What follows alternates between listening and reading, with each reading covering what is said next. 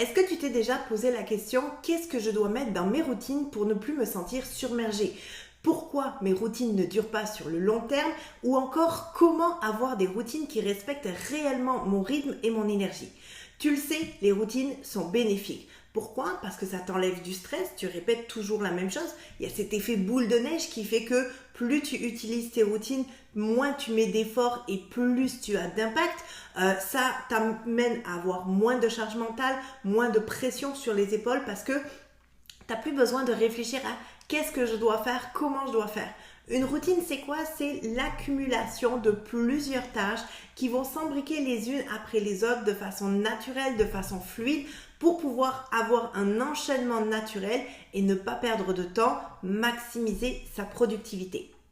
Aujourd'hui, je vais t'expliquer comment avoir des routines pour être beaucoup plus efficace.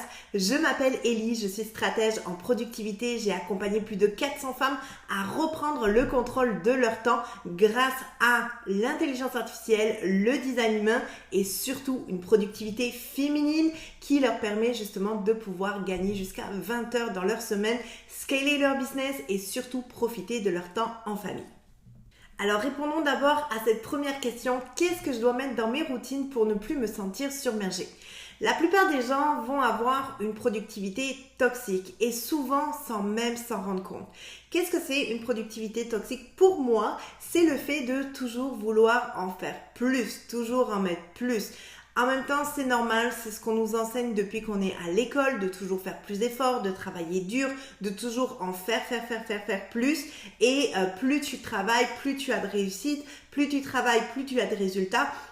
Bref, on est toujours dans cet univers du plus qui nous épuise, qui nous permet justement de nous sentir stressés, qui nous amène à vivre justement des conflits interpersonnels. Pourquoi? Parce que quand on est épuisé, on n'arrive plus à gérer notre petite voix intérieure et c'est beaucoup plus facile de se frustrer. Bref, la productivité toxique a plein d'effets négatifs sur notre vie et on s'en rend généralement pas compte. Aujourd'hui, qu'est-ce que tu dois faire concrètement pour sortir de cette productivité toxique et réussir vraiment de façon concrète à avoir une productivité plus saine, plus alignée, plus optimisée par rapport à qu'est-ce que toi tu désires pour ta propre vie. On va voir un concept qui va être très clair et je vais te faire un petit dessin pour te montrer comment le visualiser. Donc, si on veut être plus efficace, il faut y aller avec la loi de Pareto. Donc, par exemple, la loi de Pareto va dire que, on va aller faire juste des petits cubes ici pour te visualiser ça comme ça. La plupart des gens le font en format fromage, mais moi, je trouve qu'en format fromage, c'est beaucoup moins clair. 4, 4, 8, 10. Donc, ici, on parle que tout ce qui est en foncé, c'est des tâches à très faible valeur ajoutée. Donc ici, on voit qu'il va y avoir beaucoup moins d'efforts, beaucoup moins de résultats par rapport à ces actions. Donc ici, on est avec du 80%. Et ici, on est avec du 20%. J'ai un petit peu un délai entre mon image et qu'est-ce qui se passe sur mon écran, mais c'est pas grave.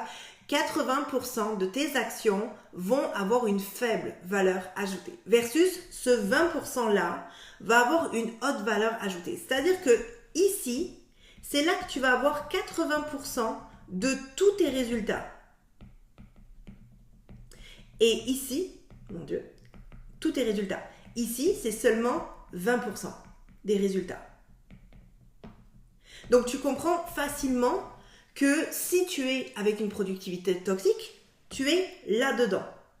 Si tu es dans une saine productivité, tu es là-dedans.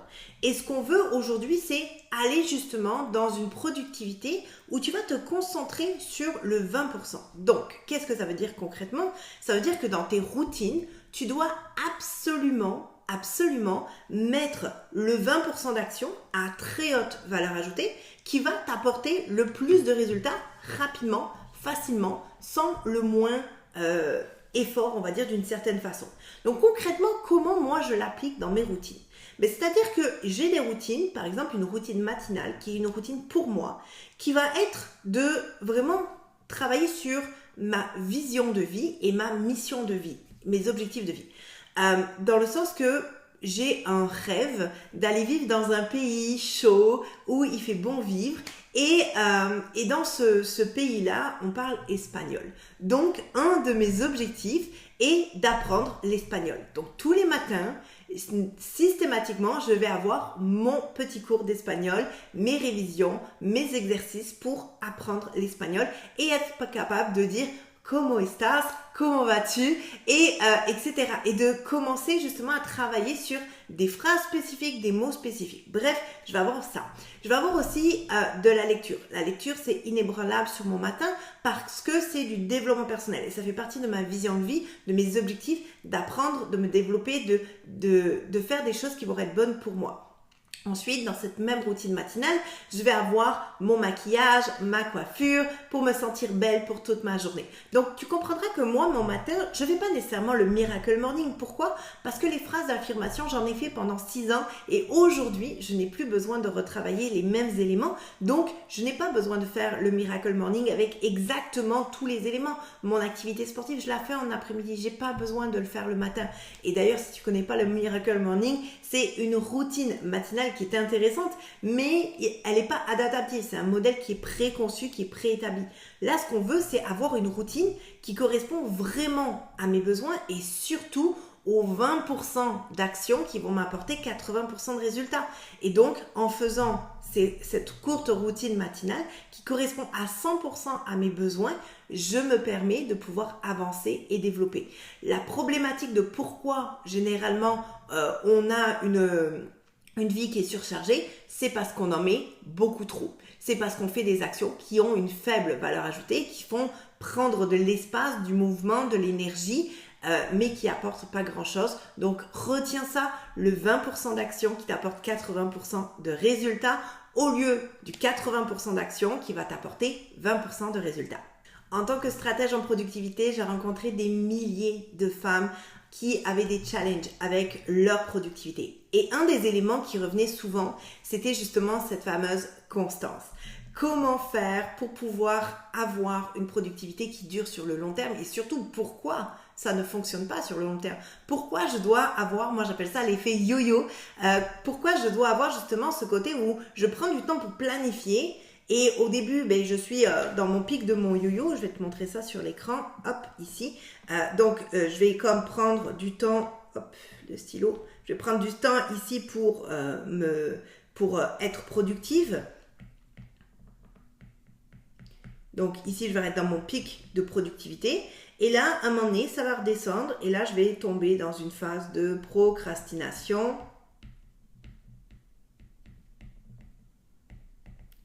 Et ensuite, là, je vais remettre des efforts pour revenir dans un pic de productivité.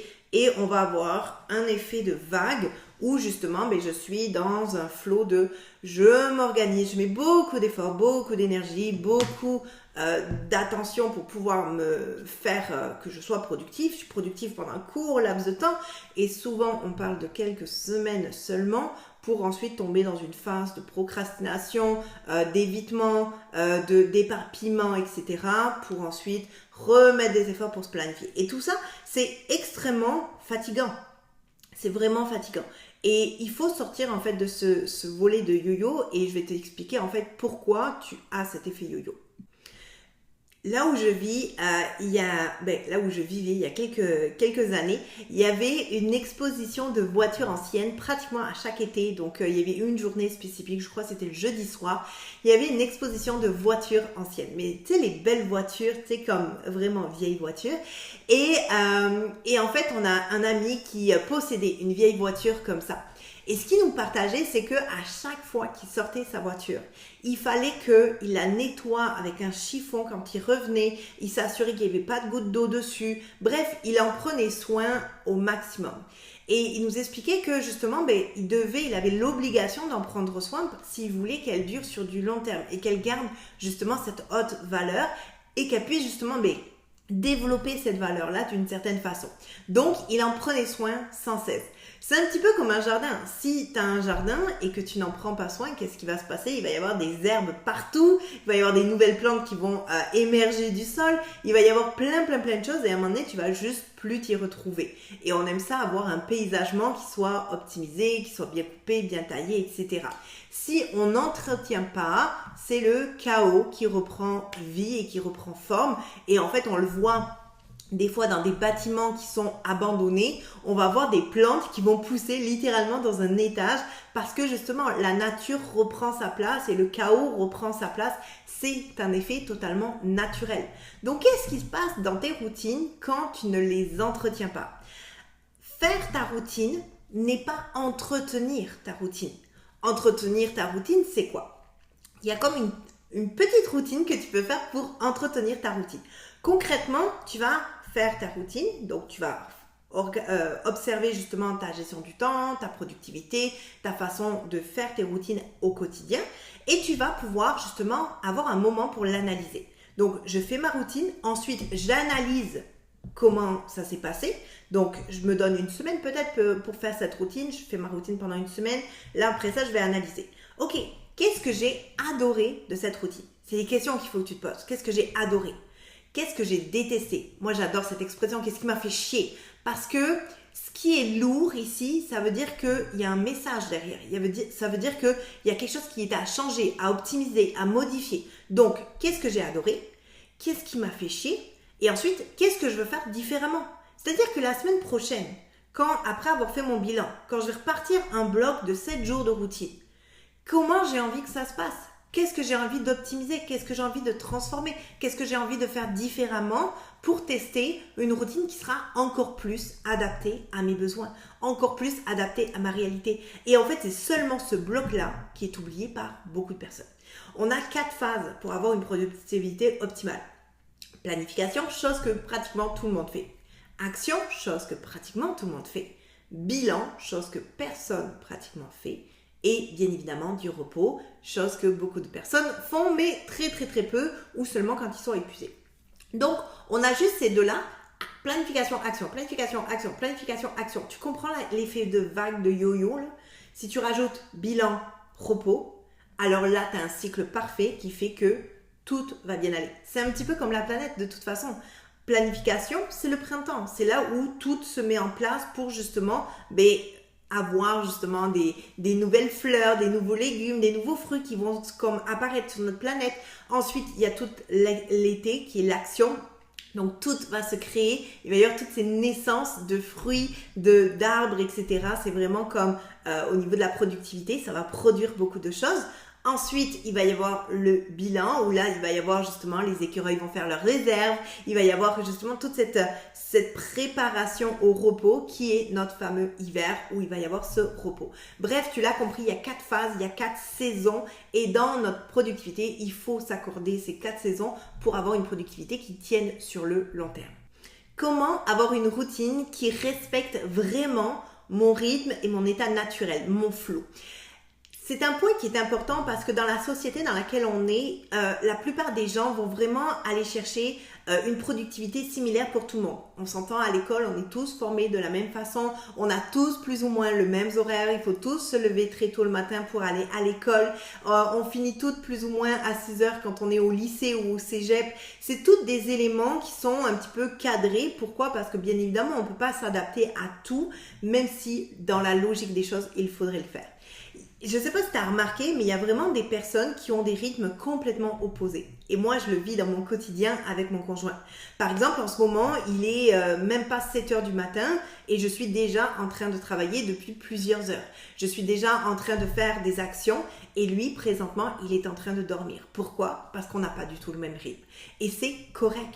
Il n'a pas besoin de se lever à l'aurore, il n'a pas besoin de se lever quand le soleil se lève comme moi je le fais pour pouvoir avoir une productivité qui va faire du sens pour lui. Il a besoin d'avoir quelque chose qui va s'adapter à son rythme, à son flow, à son énergie à lui.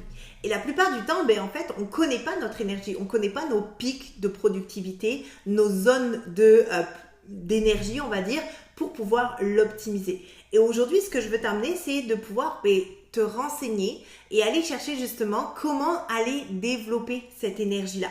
Moi, j'utilise un outil incroyable qui est le design humain, qui me permet justement de pouvoir connaître mon rythme énergétique. Je te donne un exemple.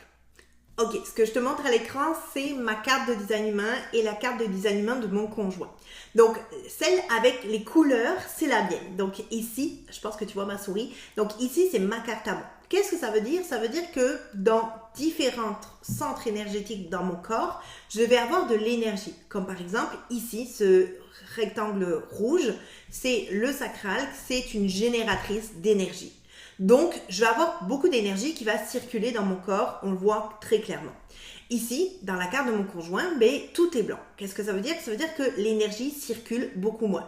En fait, il a besoin de connexion avec le monde extérieur pour avoir justement ces zones d'énergie qui vont s'activer. Donc, quand je regarde ça, est-ce que je déculpabilise et est-ce que mon conjoint peut déculpabiliser de ne pas avoir la même énergie que la mienne? Est-ce que moi, je comprends que je ne dois pas forcer mon conjoint et quand je dis forcer, c'est que, ou l'encourager, on va dire, à avoir une productivité différente. Au tout début, quand on s'est marié, je connaissais pas cette science incroyable, oui, je me posais des questions, puis je me disais, qu'est-ce qui fait qu'il ait moins d'énergie? Je comprends pas. Moi, je suis stratège en productivité, je peux l'aider, etc. Et en fait, quand j'ai découvert le design humain, ça a tout fait la différence. Et c'est pour ça que maintenant, je travaille avec cet élément-là et que j'ai créé un rapport parce que ça fait des années que je travaille avec ça, donc je suis rendue experte niveau productivité avec le design humain et donc j'ai créé des rapports pour chacune de mes clientes où il y a plus de 100 pages sur comment elles fonctionnent, comment fonctionne leur productivité, comment fonctionne leur business en fonction de leur design humain pour qu'elles puissent avoir la connaissance de savoir c'est quoi leur rythme, c'est quoi leur potentiel, comment ça fonctionne. En plus de ça, on a d'autres exercices que je leur fais faire pour vraiment connaître les pics d'énergie dans leur productivité pour maximiser en fait leur routine en fonction de leur pic énergétique. Et en fait, c'est ça la problématique. C'est ce que souvent, les gens, ils manquent de connaissances sur qu'est-ce qui fait sens pour eux, qu'est-ce qui correspond le mieux à leurs énergies, comment ils sont eux-mêmes dans leur corps et donc ils vont faire une productivité qui va être copier-coller à quelqu'un d'autre et au final ils vont être toujours dans cette résistance, dans cette force de je dois forcer ma productivité. C'est là qui est le plus gros du problème. Dès que tu commences à essayer de forcer la productivité, c'est là que tu t'épuises. C'est là que tu t'effondres, c'est là que tu perds ton mental parce que justement, il n'y a plus assez d'énergie pour contrer tes pensées, contrer justement cette petite voix intérieure. D'ailleurs, c'est le sujet d'une prochaine vidéo sur la confiance en soi / la procrastination et on va parler justement de cet état énergétique, de qu'est-ce que tes pensées créent au niveau de tes résultats. Donc aujourd'hui, si tu fais comme moi, où tu vas avoir justement une productivité, des routines qui vont se concentrer sur le 20% d'actions qui vont t'apporter 80% de résultats, que tu prennes le temps d'optimiser ta routine en l'analysant et en mettant justement tout ce cadre pour pouvoir justement observer ta routine, l'optimiser, l'améliorer et t'assurer que ça fonctionne et que tu bases tes routines sur ton énergie naturelle, sur ton potentiel naturel, alors à ce moment-là, tu vas pouvoir avoir des routines pour être 100% efficace. Si tu veux aller plus loin et mettre en place ton propre système de routine optimisé, je t'invite à rejoindre ma communauté Les déesses de la productivité. Tu y retrouveras ma méthode complète basée sur ton design humain boosté par l'intelligence artificielle pour pouvoir récupérer jusqu'à 20 heures de temps libre dans ta semaine, scaler ta business et profiter de ta vie perso. Donc, je te retrouve de l'autre côté, le lien est juste en dessous de la vidéo.